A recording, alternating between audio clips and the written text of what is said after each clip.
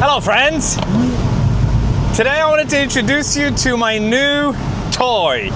This is my 2014 Porsche Boxster S. For over a year, I just couldn't shake the idea of a convertible. I've been bugging my buddy Jeff about trying to figure out what is the best convertible car for me. And for the longest time, it was a toss-up between an MX-5 Miata, a Z4M convertible, then I wanted to get a coupe. But the Boxster always was in the back of my mind for a couple of reasons. Obviously, my love for Porsches and the fact that I absolutely adored the engine in my 981 Cayman S. I sold it almost exactly 4 years ago, and I've missed the engine note, especially when it's paired with the Soul exhaust. It's absolutely glorious. Now, I also did consider the new Z4 with a manual transmission, but I just didn't think that the $70,000 price tag was worth it. Because this one was a little bit cheaper, but it sounds a lot better, and it's got a 7,500 RPM redline.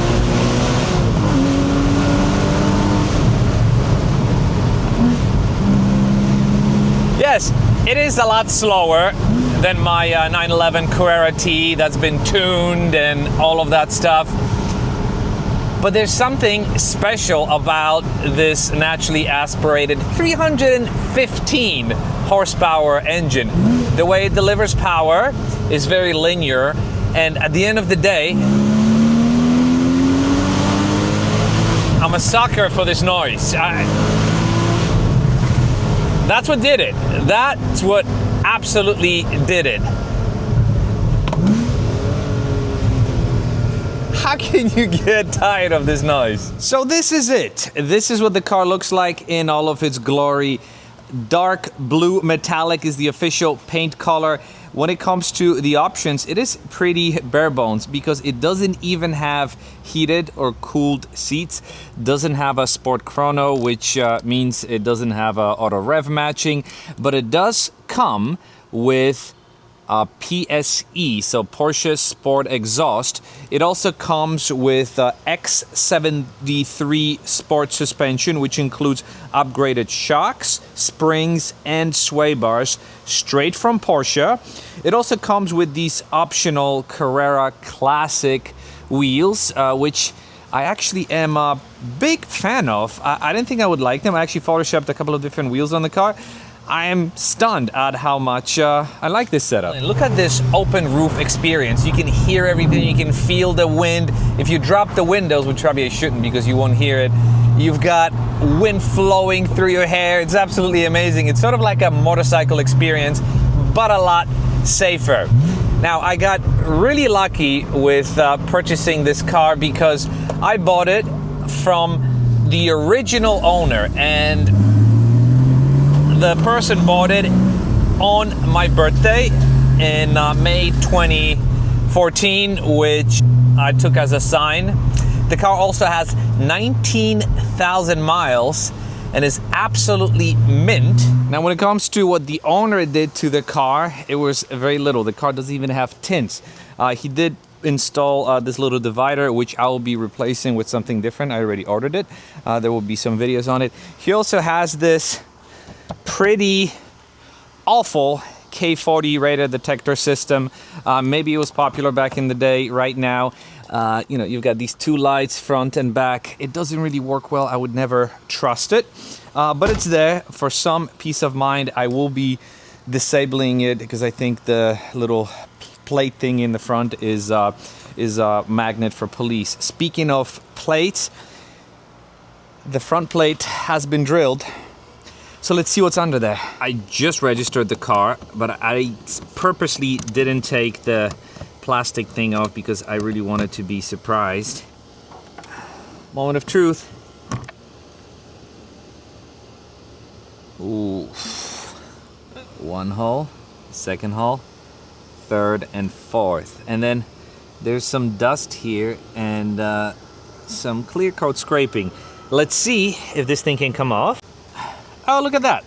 So, since I wiped it with a wet rag, all the scratches, the little micro scratches here, disappear. That means the scratches that the plate has made are only in the clear coat. So my buddy will be able to buff it out for me. But now, let's address these things, because what I'm gonna do is I'm gonna use a little trick that Larry Casilla taught me. Essentially, you take your blade, wrap some tape around it, and then simply cut these guys out. See? I mean, it looks good from far, far from good, but what I'm going to do is I'm going to fill this with silicone, and then after I fill this with silicone, I will touch-up paint it, and it'll be barely noticeable. So we can do the same thing here. Oh yeah. Same thing here. And up here.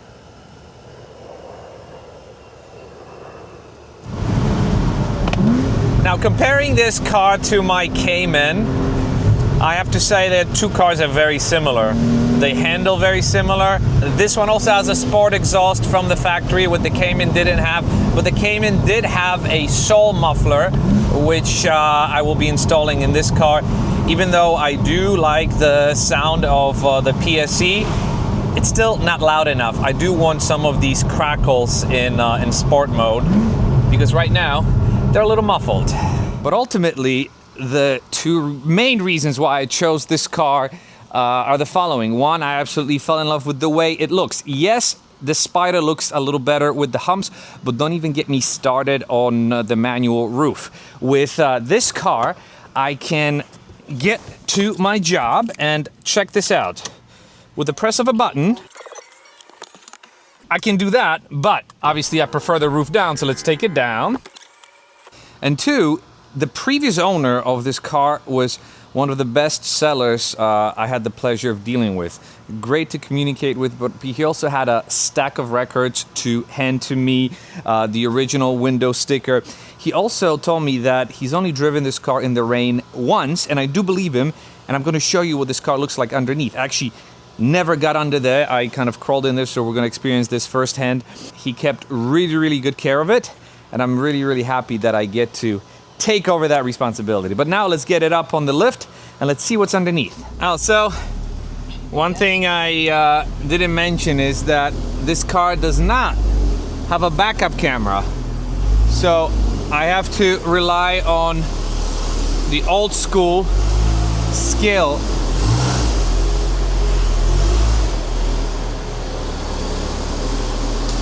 Okay. So during the winter, the car will sleep on top, and then 911 will be here, so I can keep that bay for the Land Cruiser. So check this out.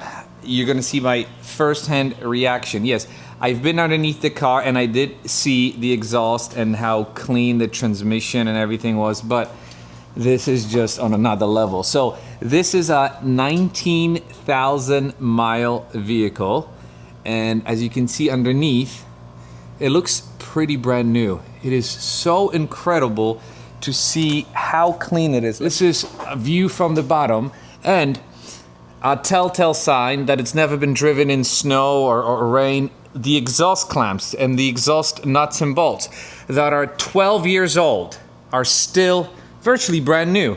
I'm going to be taking this exhaust off, and I don't anticipate breaking any bolts. Everything looks pretty brand new.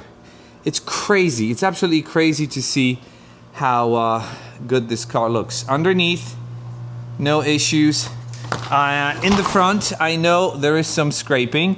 Which car doesn't have any scraping in the nose? And that's what it is. You've got some scraping here. The seller did have a pretty steep driveway. I suspect this is from that, so you've got some scraping there, but that's normal. And you can see how I reattached the scanner, which I'm going to be removing. And again, to show how amazing the seller was, 2 weeks before the sale, he paid $1,100 to replace the air filters, pollen filters, and do a complete oil change. What an amazing guy. So there you have it. Instead of me buying an MX-5 Miata for $38,000, I bought this for the price of a used MX-5 Miata plus a new MX-5 Miata. But the way I see it is that this car will retain all of its value and for the most part will most likely appreciate, because this is the last naturally aspirated Boxster aside from the GTS 4.0. They don't make these cars anymore. And hear me out.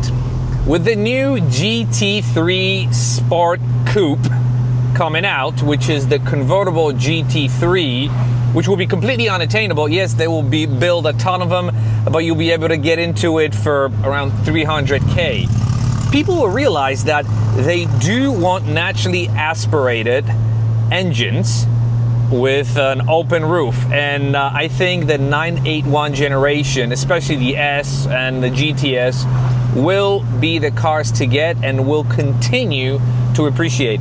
This model in particular has gone up about 10% in value in the last 12 months. Not that I purchased it as an investment, but I really do think that it's got some upside in it.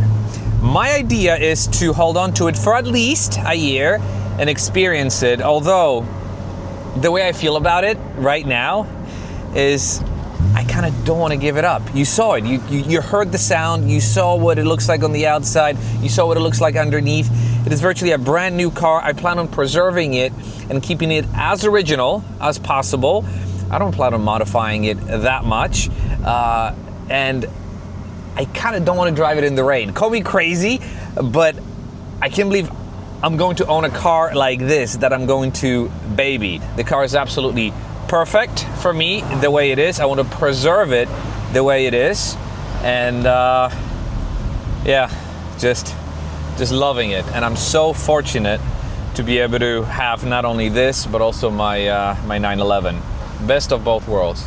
Now, some of you watching this video will say, hey, you paid all this money for this car, you have your 911, why don't you just pull all this money together and got yourself a proper GT3 car? And I'll tell you something, I am no longer interested in GT3 cars for a couple of reasons. One, they're very expensive, between what dealers charge for them and what resellers charge for them, absolutely ridiculous. I actually wanted to get one for MSRP. Someone offered me $50K for my 911, which was absolutely ridiculous. Two, I just got back from the track and I realized how capable my 911 is. I was not only able to keep up, but also pass a lot of GT cars. And the way the car is set up, it's absolutely perfect. So why would I want something more? Especially since I can still use my 911 as a daily driver. Plenty of torque with that twin turbo setup that's been tuned. It's the perfect, absolutely perfect car. So I can have that car, but I can also have this car, which gives me that proper analog experience with this amazing sound of this naturally aspirated engine, a 6-speed manual transmission, and an open roof experience. What's not to love?